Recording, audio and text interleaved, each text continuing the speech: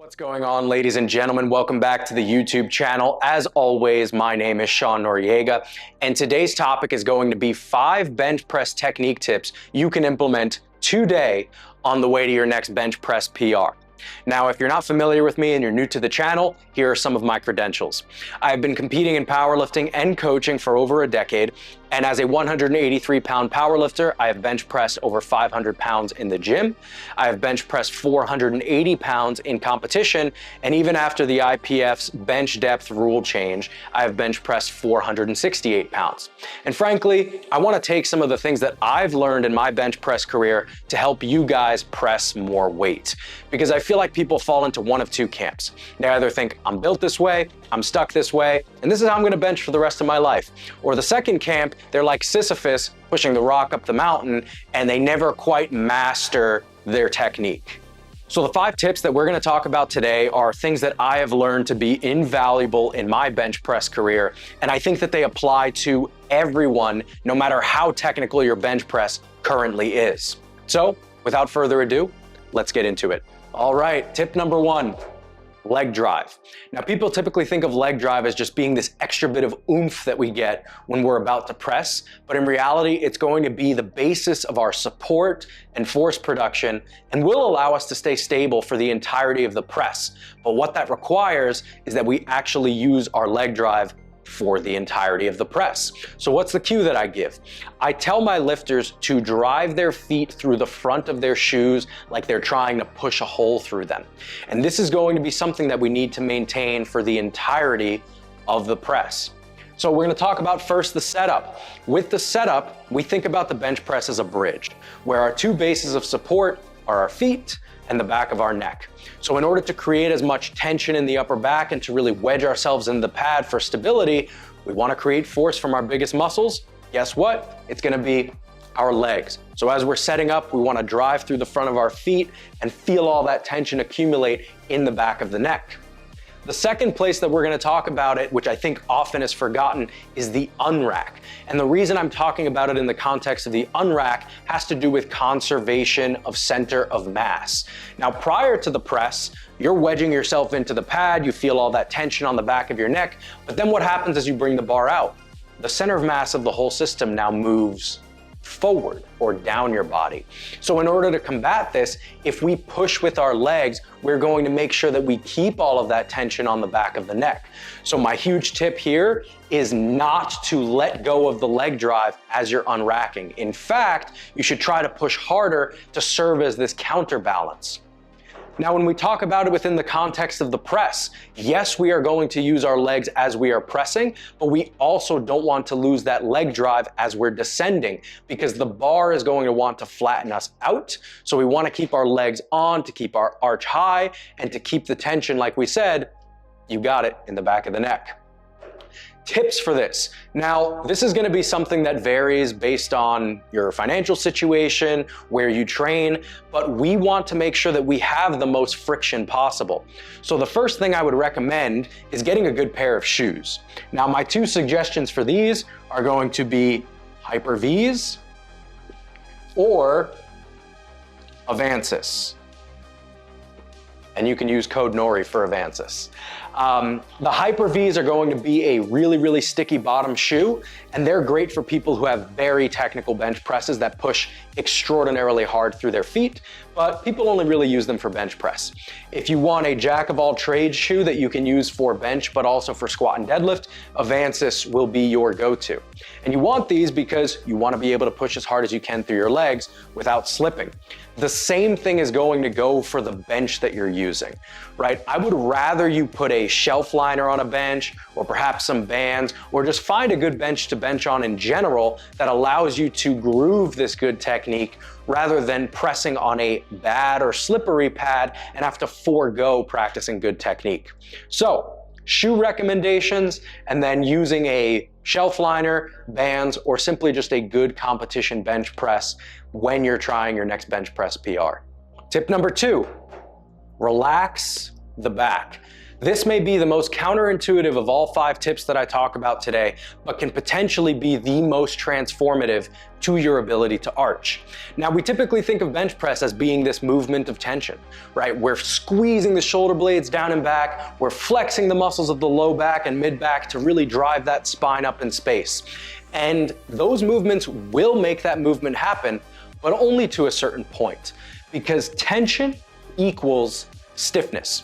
When we contract a muscle, that's going to limit how much movement we can get in that area.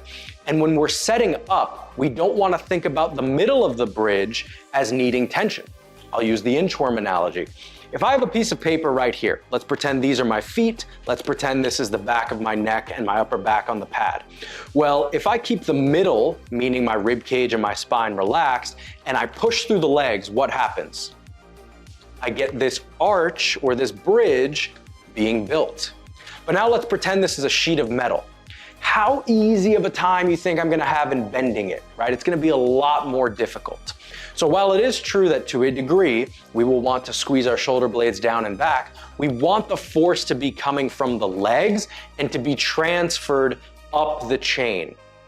Now, what you're gonna find is that if you do this properly and you're really sliding into position, you'll feel the shoulder blades move, but rather than actively choosing to move the shoulder blades around the rib cage, we're actually moving the rib cage around the shoulder blades.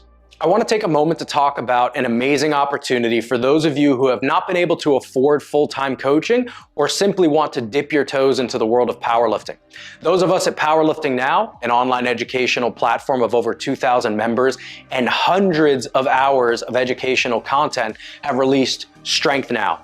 Strength Now is an online template-based programming service that provides a multitude of programming options depending on your goals and your experience level. There are full tutorials that come with every program that tell you how to follow the program, how to read it, how to track all of the data. There is a full exercise library for all video explanations of any movement you may encounter within these programs. There is an online community. And finally, you will get a free month of Powerlifting Now to learn from the best coaches about how to become a better lifter and coach. If this is of interest to you, it's only $49.99 for the program. And one of the benefits you may get down the road is having access to exclusive experimental programs. If you are interested, I will attach the link in the description below. But anyway, back to the video. All right, the next tip that we're gonna talk about, point number 3, is to not squeeze the bar until much later in your setup. In fact, probably not until you're ready to unrack. Now, why is this? The first thing that we're gonna talk about, if you remember physics class, is Newton's third law. Every acting force has an equal and opposite reacting force. Now, if you remember in the beginning of this video, we talked about the bench press as being what? A bridge. And there have to be 2 support sides of the bridge, namely the feet and the upper back.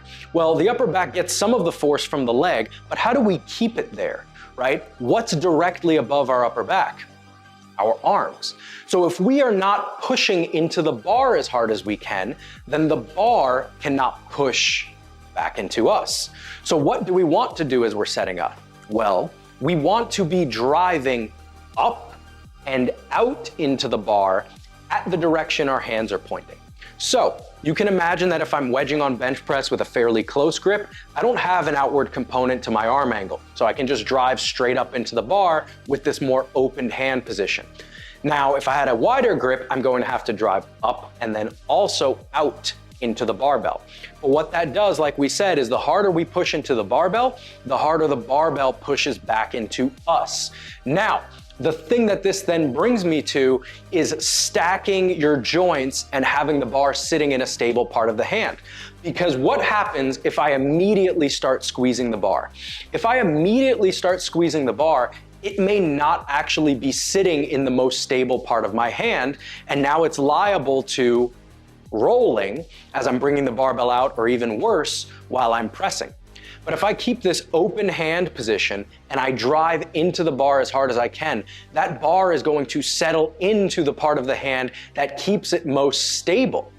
Now, when we think about stacking the joints, because this is all coming together now, you typically have heard If I want a joint that's gonna be stacked, right, I would have this straight wrist. It's like I'm throwing a punch, right? Because that joint is now stacked directly over the forearm. But what we have to remember is that the barbell has its own center of mass. If I weren't holding anything, sure, I'm stacked, I'm great. But if you notice here, if I'm holding the bar with a straight wrist, that center of mass of the barbell actually extends further out from the hand. And in this demonstration right here, this diagram, you can see that the center of mass of the bar actually sits in front of the wrist. Whereas if I take more of this cup position where the bar is sitting in this stable valley, that my wrist is now a little bit more bent back, the center of mass of the barbell runs directly over the forearm. And now I can really maximize force transfer and not risk rolling of the wrist during the press. And like I said, when we've applied all that force into the bar prior to the press, that makes sure that the bar is really wedged into the hand, similar to how when we apply leg drive, it wedges our back into the bench. All right, step 4, don't brace. And yes, I am being serious. We typically think about bracing as this universal strategy that everyone is gonna use on every lift they ever do because it's gonna create stability and it's gonna keep us safe. But let's think about what we're trying to accomplish here on the bench press. Are we trying to keep ourselves stacked so that we can preserve spinal integrity, like on a deadlift, or maybe make it easy for us to maintain our center of mass as we go down on a squat? No. What are we trying to do? We're trying to create as much expansion toward the barbell and consequently extension through the back. And what is bracing going to do? Well, on the top end, if I'm bracing, I'm pulling my rib cage down with my abs and obliques. So that's gonna fight against the extension we're trying to create up top. Now, what's happening down below at the level of the pelvis? Well, if I brace as well, those lower abs and lower obliques are going to pull that pelvis out of extension and back underneath me. So at least in the strict sense, we do not want to be bracing on bench press because it's going to actively work against all the positioning that we have fought so hard to create. Now, when we're thinking about bracing though, there needs to be some kind of air or tension that we're holding once we have the bar out of the rack, because if we don't, we're gonna have a hard time managing the bar at the chest. So what is that going to be, or what is that going to look like? Well, what I typically think about is rather than bracing, we are going to inflate and expand up toward the barbell. So we take this mouth breath in and we try to fill up the upper belly and the upper chest so that we're expanding up to the barbell. Now I wrote distend here because it's almost like you're trying to distend your belly, right? You're trying to make everything expand outward rather than flexing downward. All right, tip number 5, the 90-10 rule. Now, if you've ever seen the movie Hitch, you may know where I'm going with this. Will Smith is instructing Kevin James on how to approach kissing a girl. And one of the things that he says is that you never go the full 100. The secret to a kiss is to go 90% of the way and then hold. Now show me the magic, Albert. Show me the magic. What the hell was that? I'm showing you the magic. No, I said come 90 and then I come 10. You don't go the whole 100. My mouth was open, Albert. You go 90% of the way, and then you wait for her to come the other 10%. Now the same applies for the bench press. So in the context of the bench press, what am I saying? I'm saying I want the bar to descend 90% of the way, and I then want to try to meet and complete the press with the other 10%. So it's not just a matter of letting the bar crash into me and when I feel that contact creating the tension, but rather I can imagine I'm so tense that I can only descend 90% of the way, and I now have to provide the other 10% through the squeezing and reaching up to the barbell to complete that touch. And what that's going to do is it's going to create a more stable touch and pause quality, and it's going to help us maintain our arch better as the bar wants to flatten us out. Which brings me to my second point here, which is you should be thinking about beating the bar to the chest. Not beating like beating yourself, but beating the barbell in a race. So as the bar is descending that 90%, we want to think about getting that 10% up to the barbell at the same pace or even faster than the bar is descending. So unlike the relaxation tips that I mentioned earlier on in the video, this is actually the point in the press where I'm going to be creating a lot of that tension and stiffness on the backside. It's during the descent that I'm pinching the rear delts, squeezing the traps, squeezing the shoulder blades together so that I can create that extra bit of height that I couldn't get in my arch, so that boom, when I get to the chest, it's locked in and I'm as stable as can be. All right, guys, so that's the end of the video. I appreciate all of you watching, and I feel very confident in saying that if you were to implement any one or all of these tips, you will be on your way to your next bench press PR. If you are interested in watching more of my content, follow me on Instagram at hamstringpoppy. If you're interested in one-on-one coaching with myself or any of the other coaches on the Nori Powerlifting staff, you can visit Nori Powerlifting on Instagram, and there will be a link to our website to send an inquiry.